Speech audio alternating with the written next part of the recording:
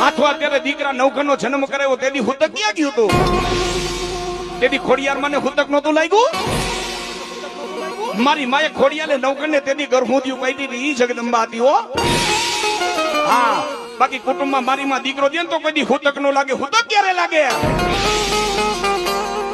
આપણા કુટુંબમાં 20 વર્ષનો દીકરો, 15 વર્ષનો દીકરો, 25 વર્ષનો દીકરો, 30 વર્ષનો દીકરો આ લોક છોડીને મૃત્યુ પામી ને પરલોકનો મહેમાન બની જાય. તમે માતાજીના મઢમાં થઈને ખાલી નજર કરજો. માતાજીની મૂર્તિમાં છે ને ઝાખપ આવી જાય. માતાજીના ફડાવી તો કાના મહેશ થઈ જાગે.